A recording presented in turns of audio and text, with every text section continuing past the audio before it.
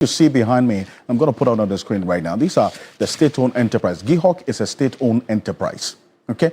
And you recall the president, John Dramani Mahama, had cause to question why the company was making losses because, you know, when Ghanaians are happy, they drink. When we are sad, we drink. And so if there's a company that's in that industry, it certainly would be having questions to answer why it's posting some losses. But according to the state-owned, that's the SIGA, the State Interest Governance Authority. That's the source of this information you're seeing there.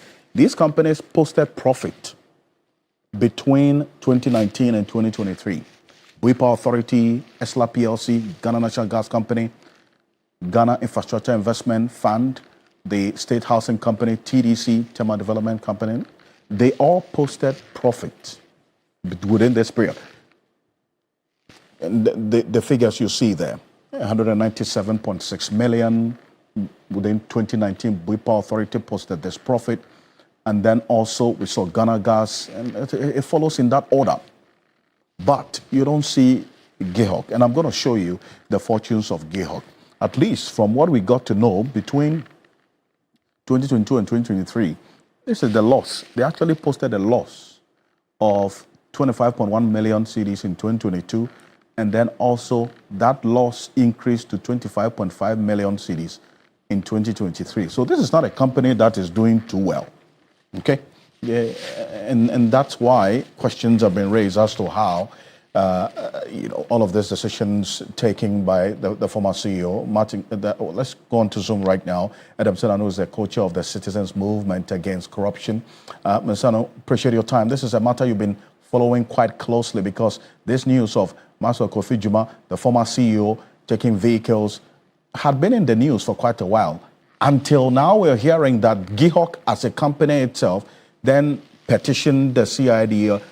It's upon that an arrest has been made. They've retrieved 3 of the vehicles, and some of which we're going to show on the screen as we go on, some of the vehicles that have been retrieved from him. I mean, this is a company that is not doing too well. The former CEO takes a vehicle. Upon leaving office, he has to take the CID to go and retrieve the vehicles. I mean, how does all of this strike you?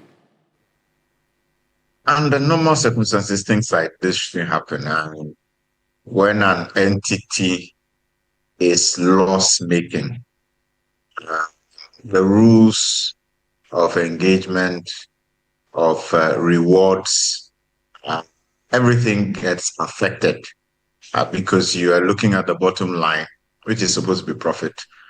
And so the entity in a normal thing would take into cognizance the fact that we've made losses. And if you're the chief executive, usually you want to show that you are demonstrating leadership and responsibility. And so certain entitlements, you may want to cut down on that. Substantively, in my mind, the thing is what kind of assessment was done for that vehicle to be priced and given away at that, cost. Usually, if I'm right, the public sector uses assessors from STC and other professionals. So the question is, was there proper assessment done before they determined that to be the price or the value of that vehicle after, and I don't know whether you're talking about 2024, which will make it just after 5 years. So it's not really that it's a 10-year-old car, which can be, and sometimes, they do this 10-year cycle where it's like you are writing down the value of the asset. So there are questions to be answered. A question is, what are the internal systems for assessing such vehicles? Because it's unlikely that a five-year-old vehicle will be that low in terms of value.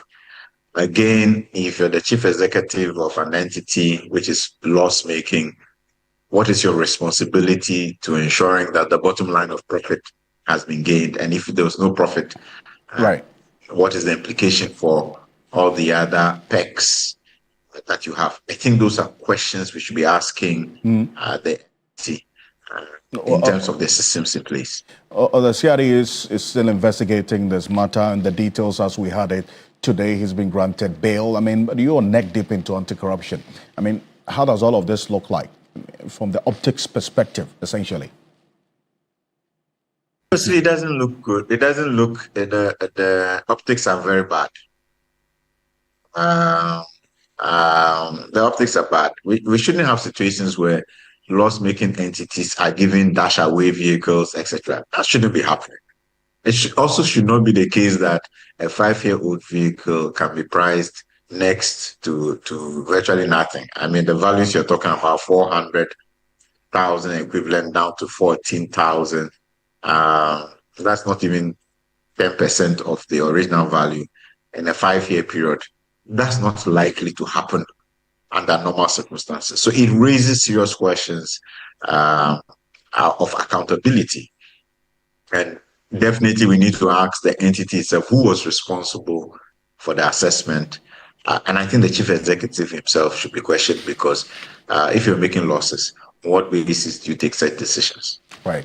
I appreciate your thoughts on this. Edem Senanu is the co-chair of the Citizens Movement Against Corruption. Thank you for joining us here on Ghana Tonight. Now let's